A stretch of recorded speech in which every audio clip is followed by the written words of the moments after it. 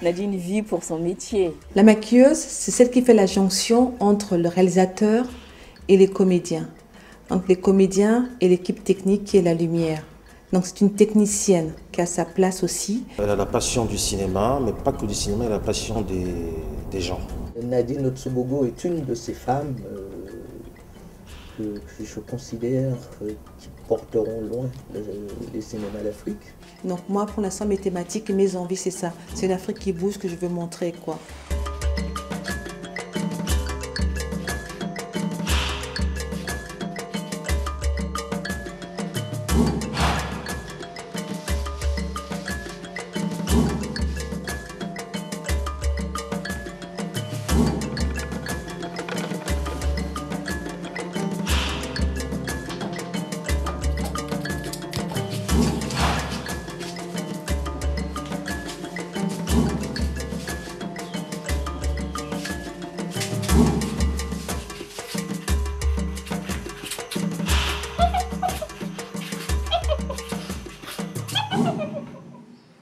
Le doyen du cinéma africain, Alassane Moustapha, qui est là donc sur le podium avec nous et qui refait ce geste de récompenser Nadine Otsobogo du Gabon pour son film donc Dialémi, Couronne de bronze, catégorie court métrage.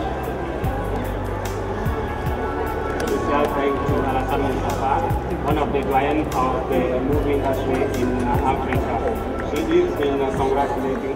Elle fait partie de cette nouvelle génération de cinéastes du continent africain. Et puis dans cette nouvelle génération de cinéastes africains, on a vu arriver depuis une dizaine d'années des jeunes femmes qui ont un regard pas seulement sur l'Afrique, mais sur le monde, qui est assez original. Je pense que de sa génération, elle est peut-être la femme africaine dans le milieu cinématographique qui, pour moi, est peut-être la plus ambitieuse. Parce qu'elle n'est jamais là où on l'attend. Je ne peux même pas compter le nombre de longs métrages sur lesquels elle a travaillé. Que ce soit des films de cinéastes africains, que ce soit des films de cinéastes européens, c'est-à-dire français, etc. Sans compter les courts-métrages, les séries, les téléfilms. Enfin, c'est quelqu'un qui a vraiment travaillé avec beaucoup d'équipes de cinéma. Hein, et c'est quelqu'un qui a vraiment qui a une expérience de son travail en tant que maquilleuse assez importante. J'ai grandi au Gabon et mon enfance, c'est les années 80, hein, ces années 80-90, c'était assez heureuse. J'étais en école privée en France. Au Gabon, voilà, j'étais au lycée Léon-Mba. J'ai appris la photo. Non, c'était génial, quoi. Je voulais faire de la photo au lycée. J'ai appris la photo. J'ai économisé. J'ai acheté mon appareil photo. Après, voilà. En fait, j'ai avancé dans la vie. Et c'est quand je regarde derrière, je me dis, mais ça m'a toujours intéressé la photo. Mais je suis passée par le maquillage pour me rendre compte que j'aimais filmer les gens. J'ai fait une école de maquillage, artistique, ça s'appelle l'école Christian Chauveau. Et de cette école, il y avait beaucoup de mode en fait. Et dans cette école, on allait maquiller sur les défilés de mode et on servait aussi de modèle. J'étais la seule noire de l'école, donc tout le monde qui voulait apprendre à maquiller des peaux noires maquillait sur moi. Mais moi, ce qui s'est passé, c'est que je suis allée chercher en fait des modèles noirs pour apprendre à maquiller sur la peau noire. Donc, j'ai commencé à travailler sur des défilés de mode, il n'y avait que des noirs. Dans des magazines, il n'y avait que des noirs. Pour des marques cosmétiques, il n'y avait que des noirs. Et comme ça, petit à petit, j'ai commencé à apprendre à maquiller la peau noire et à travailler avec des photographes qui recherchaient des maquilleuses qui pouvaient maquiller la peau noire. Je voulais être incontournable dans le maquillage de la peau noire des magazines. Donc, tous les défilés de mode, je voulais y être.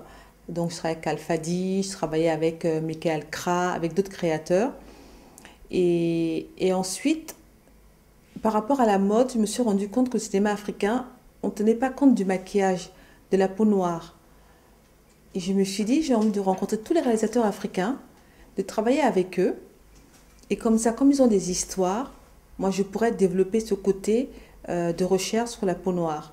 Et c'est vrai, quand vous voyez ce qu'elle a fait dans ses propres films déjà, ou même sur un montage aussi de ce film que j'ai réalisé, il y a un gros travail de maquillage. Et c'est très appréciable, hein, parce que c'est pas des choses qu'on a l'habitude de voir dans le cinéma africain. C'est la peau est maquillée, mais au naturel. C'est pas le maquillage qui se voit trop, hein, mais c'est vraiment maquillé au naturel.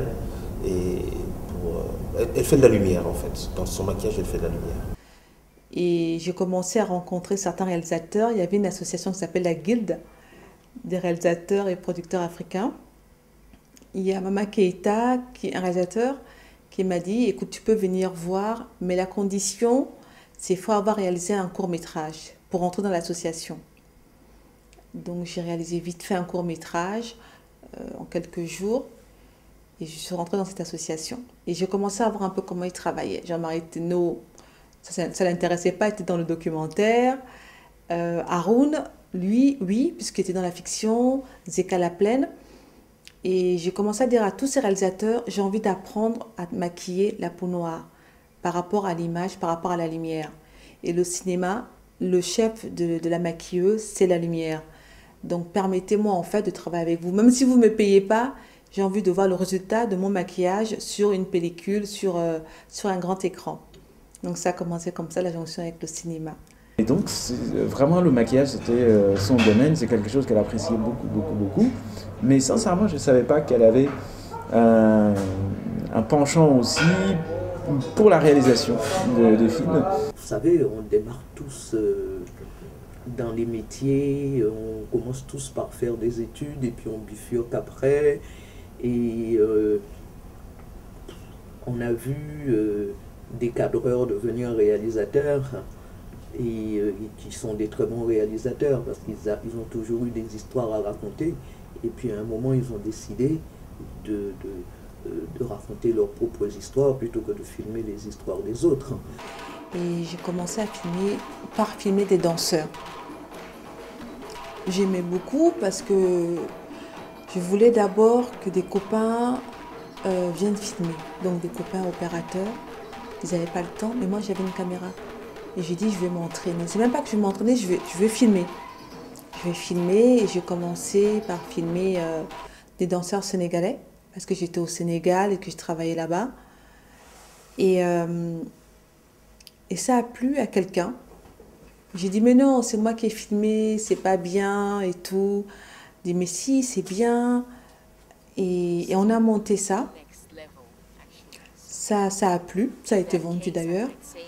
Mais je continuais en fait à filmer parce qu'en fait les danseurs me disaient, filme-nous, on veut que ça soit toi. J'ai dit, ok, tant que je peux filmer, comme ça je peux apprendre à tourner la caméra et tout ça là. Il n'y avait aucun enjeu. Mais à côté, j'aimais écrire.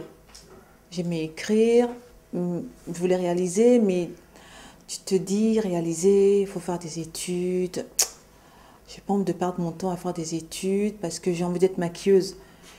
Et donc, ce qui s'est passé, c'est que dès que j'ai tourné le court-métrage au Sénégal, qui s'appelle Son Je rêve, j'ai arrêté. Je me suis dit, il faut que j'apprenne. Et pour apprendre, il faut que je sois avec les réalisateurs. Il faut que je vois comment ils travaillent. Il faut que je vois les gestes qu'ils font, comment ils se comportent avec les techniciens. Qu'est-ce qui a plus de valeur pour eux sur un plateau. Et donc là, j'ai commencé à apprendre en maquillant, avec l'objectif en fait d'apprendre comment se comporte un réalisateur, comment on dirige un plateau. Donc tout le temps là, tous les réalisateurs avec qui j'ai travaillé, je vous espionnais, mais bon, c'était pour la bonne cause. J'étais surpris après, quand j'ai appris qu'elle était aussi réalisatrice, scénariste, qu'elle faisait la production. La production, oui, je ne voulais pas être productrice. Parce que Songe au rêve, il y avait un producteur. Je voulais retravailler avec lui, mais lui, il était occupé. Et produire, ce n'est pas ce que je voulais faire. Mais je suis arrivée à un moment donné où j'ai reçu de l'argent de l'Algérie. Et il fallait un compte en Afrique, il fallait un partenaire en Afrique. Enfin, en tout cas au Gabon, parce que l'Algérie. Et l'argent avait du mal à arriver. avait du mal à arriver, ce n'est jamais arrivé. Hein. Et ces producteurs algériens qu'on lui a mis dans les pattes, c'était quelqu'un de, je crois qu'à mon sens en tout cas, c'est mon avis personnel, c'était pas quelqu'un de sérieux. Elle n'a jamais vu la couleur de cet argent. Et à un moment donné, il fallait avancer. Soit j'abandonne mon projet, soit j'avance. Et pour avancer, pour pouvoir avoir accès à d'autres guichets, il faut une boîte de production au Gabon. Au Gabon, je n'en connaissais pas. Il y a le centre du cinéma, le Sénassi, mais c'est la boîte de l'État, quoi. Enfin, la boîte, on va dire ça comme ça. Mais il n'y a pas de production cinématographique au Gabon qui pouvait me soutenir. Et donc, monter ma boîte de production, faire des dépôts dans des guichets, l'OIF en l'occurrence, et après, faire son court-métrage. Donc voilà, je me suis dit, ok, j'ai un nom depuis très longtemps qui est Njo Busy, donc qui veut dire notre maison, en même temps la maison occupée. Je vais y aller, je vais créer ma boîte pour faire ce court-métrage. Et pourquoi pas d'autres projets? Et voilà, c'était une nécessité en fait.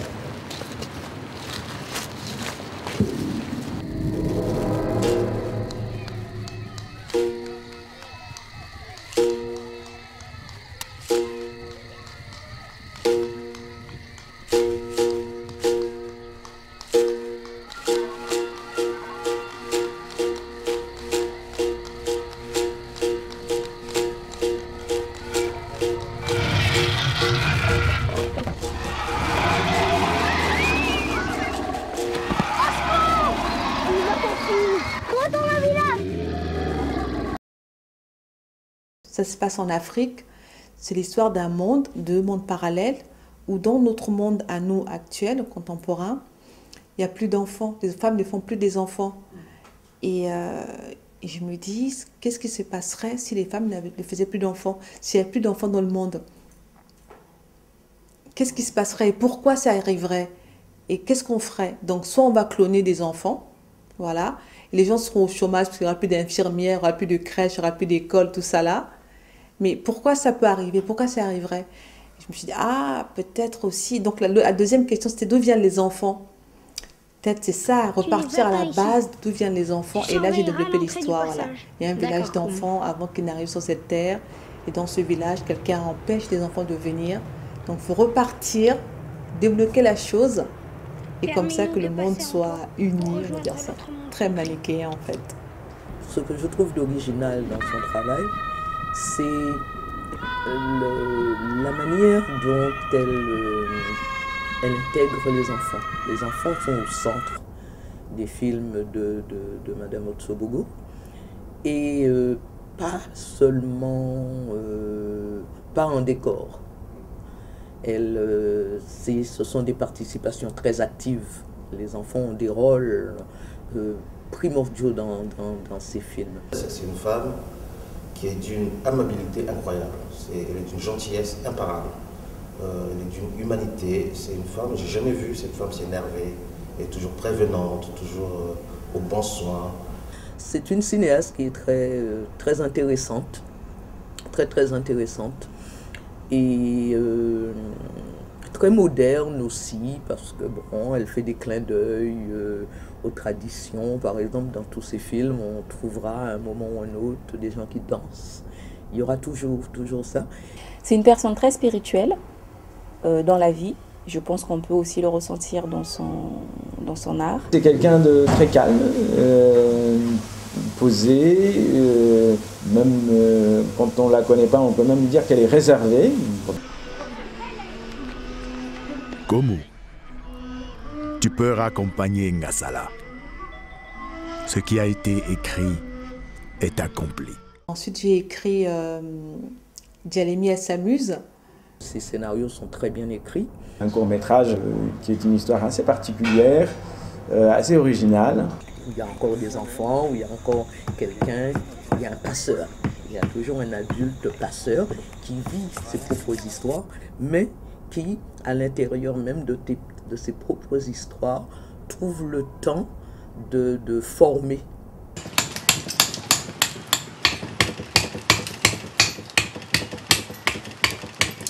As-tu fini ma sculpture?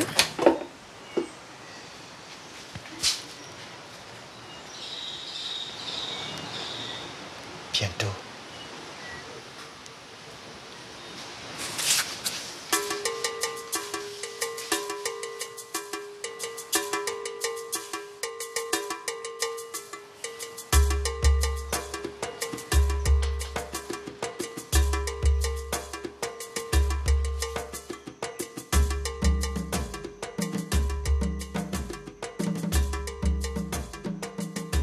J'avais envie de raconter l'histoire d'un sculpteur de Pierre de Mbigou, parce que j'adore la pierre et je me rendais compte qu'il y avait très peu de films au Gabon où il y a cette pierre. Après, j'ai découvert, quand j'ai écrit l'histoire, je ne connaissais pas du tout, mais après, évidemment, j'ai découvert d'autres films, La Pierre de Mbigou de Simon Auger et de Roland Dubose. Mais je me dis, j'avais envie de montrer ce que j'avais appris, la beauté en fait de mon pays. Mais en même temps de voir aussi un artiste qui travaille pour son pays ou pour lui. Donc Djalemi, c'est l'histoire d'une rencontre d'un sculpteur avec sa muse, avec ce qu'il inspire. Donc qu'est-ce qui se passe quand on rencontre celle qui nous inspire? Voilà, c'est ça, on ne fait que des belles choses, quoi.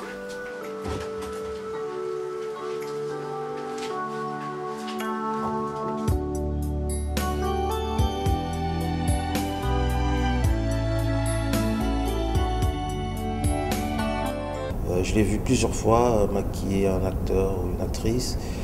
C'est comme si elle caressait le visage de la personne. C'est comme si elle voulait rendre la personne plus belle qu'elle ne l'est. Et je trouve que c'est un don. C'est que les gens comme ça sont peu nombreux. Il y a des gens qui arrivent comme ça, qui te maquillent, qui connaissent leur boulot. Mais elle te prend, c'est comme une infirmière. Elle te maquille avec beaucoup de tendresse. Et ça, même certains acteurs me l'ont dit. En fait, sur un plateau, le comédien est comédien. Ce n'est pas notre ami. C'est son boulot d'être là le matin. Et c'est notre boulot à nous. C'est mon boulot à moi d'être maquilleuse aussi là le matin. Jusqu'à ce qu'on dise fin de tournage. Et là, il redevient quelqu'un qu'on a toujours connu. Donc ça, c'est quelque chose que je mets toujours en avant, de se dire, sur un plateau, vous n'êtes pas mes amis, nous sommes là pour travailler. Au comédien. Hein. Et ensuite, voilà, je fais cette différence-là. Et c'est une différence que très peu, j'ai eu des assistantes, hein, très peu de mes assistantes ont eu à faire, que j'ai dû dire, ok, le gars là tu le connais, la fille là tu la connais très bien, mais là c'est son boulot. Donc quand elle s'assoit tranquillement, elle pense à ce qu'elle va faire.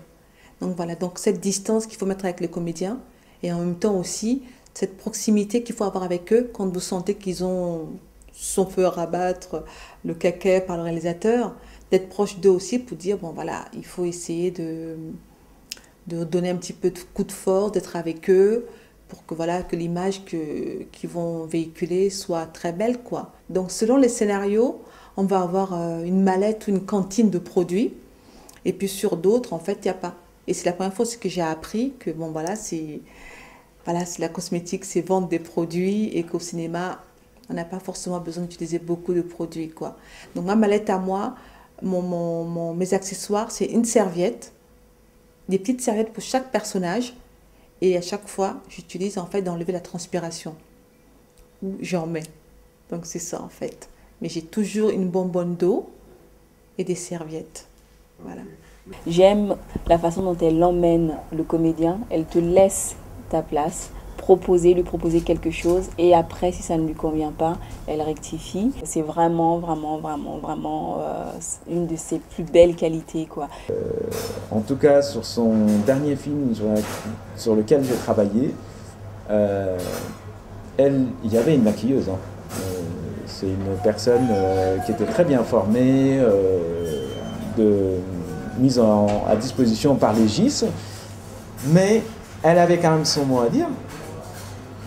Tout en étant réalisatrice, elle était en même temps maquilleuse, hein, mais sans vraiment empiéter sur le travail de la maquilleuse attitrée qui était sur le tournage, mais elle lui faisait comprendre, hein, de telle sorte, en tout cas, de manière tellement polie et en tout cas diplomatique, que voilà, elle voulait ceci et cela, et peut-être même qu'on peut employer tel ou tel produit. Hein. Et en même temps, elle réalisait son film avec beaucoup de maîtrise. Ce qui pourrait passer comme défaut, c'est peut-être ses qualités. Le fait qu'elle soit maquilleuse, qu'elle veuille écrire des scénarios, qu'elle veuille réaliser, qu'elle veuille produire. On pourrait dire elle en fait trop. Non, je pense que c'est parce qu'elle en veut beaucoup. Parce qu'elle pense que ce n'est pas suffisant ce que nous faisons, nous autres, peut-être que... Et qu'elle a peut-être cette force, ce tempérament, qu'on pourrait dire d'une capitaine d'industrie, même si on est dans le cinéma. Le fait qu'elle sache faire plusieurs choses à la fois et même assumer plusieurs casquettes, pour moi, c'est un atout très important, à ne pas négliger. Et ça, on l'avait vu dans l'histoire du cinéma, il y a des gens qui font plusieurs choses à la fois et c'est une implication. Ils ne peuvent pas faire autrement, ils sont comme ça. C'est pas pour autant qu'ils terrorisent tout le monde et ils sont là, et du coup ça crée une cacophonie. Absolument pas.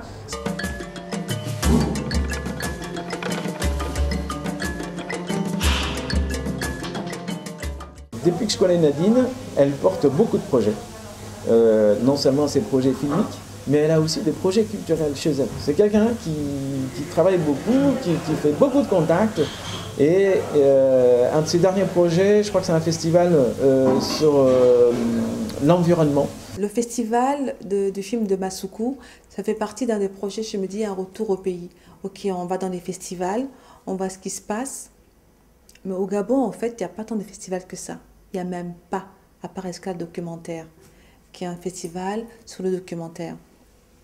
Mais je me disais, pourquoi le Gabon n'a pas de festival de cinéma? Pourtant, il y a des cinéastes, des réalisateurs. Et j'aime la nature. Et j'avais envie que le Gabon aussi soit une plateforme. Je veux dire, on a des possibilités, il y a de la forêt, fait partie des poumons de l'Afrique centrale. Mais les images qu'on a, c'est des images limite touristiques.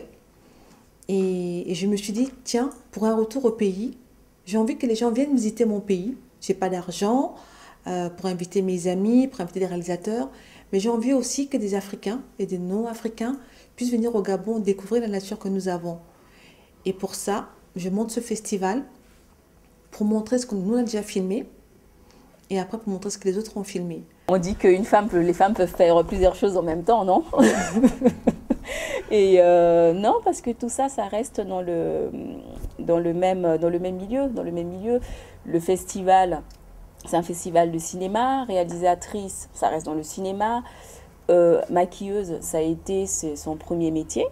Et elle était toujours maquilleuse dans le cinéma aussi. Donc je pense que pour moi, tout ça, ça se rassemble assez bien. Et elle arrive vraiment à faire la part des choses. Elle arrive, quand elle est sur un plateau, à être dans son rôle de réalisatrice, dans son rôle de productrice. Et c'est l'une des rares personnes d'ailleurs que je trouve qui arrive à bien gérer tout ça. La difficulté, c'est quand tu vois qu'il y a une incompréhension, c'est-à-dire que tu as mal compris ou tu as bien compris un scénario, peut-être trop bien, et tu dis mais le réal me fait maquiller comme ça, mais pourtant c'est pas possible, c'est pas ça quoi. Mais que pour lui c'est ça, c'est pas autrement. Ce personnage doit être maquillé comme ça. Et toi, dans ta tête, dans ton travail, dans ta préparation, c'est comme ça. Donc ça m'est arrivé une fois où je devais faire un personnage sur un court-métrage. C'était un monstre. Et sur le film d'ailleurs d'Imonga Ivanga, c'est Gozan Moloui. Et moi, un monstre dans ma tête, je venais de commencer. Un monstre, pour moi, c'est un loup-garou. Et lui me dit, non, un monstre, c'est pas un loup-garou. Un monstre, voilà, dans la tradition africaine, ce sont des gens, peut-être qui font du mal aux autres. Mais moi, un monstre, c'est loup-garou, c'est des gens qui ont des dents qui sortent, qui ont des oreilles et tout.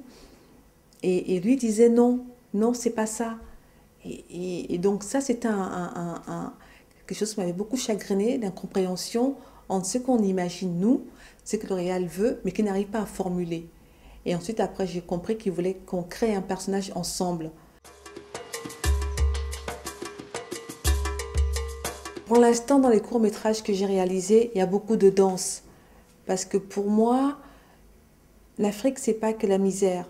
Donc, je ne sais pas ce que je ferai demain, quel scénario j'aurai, mais je sais que pour l'instant, dans ce que je raconte, c'est tout ce qui peut être pas du tout perçu, mais merveilleux. Il faut qu'elle garde cette motivation-là, cette énergie. Elle est bien partie aujourd'hui et que le Gabon, je pense, a de la chance d'avoir une réalisatrice, une artiste de cette ampleur-là et qu'il faut la soutenir parce qu'elle a beaucoup de choses à apporter dans le cinéma. Et si le pays, le Gabon, peut l'aider à aller de l'avant, ça, je pense que ce serait une bonne chose. Ben, on a l'impression de rêver. On a vraiment... On ne sait même pas qu'on a l'impression, on rêve, quoi. On se dit, mais j'ai commencé toute seule, donc en fait, j'étais sur la bonne voie. Fallait juste avancer et devant, de se dire, waouh, tu t'es pas trompé, les gens reconnaissent. Donc c'est vraiment une immense joie d'être reconnue. Elle a trouvé sa voie, Djaleni le prouve avec le FESPACO, avec le prix qu'elle a eu. Et je pense que c'est le début d'une grande carrière de réalisatrice. Je lui souhaite beaucoup de chance et d'avenir en tout cas, et je crois qu'elle va y arriver. C'est une fille dont on peut retenir le nom dès maintenant, parce que dans les années à venir, elle va montrer quelque chose.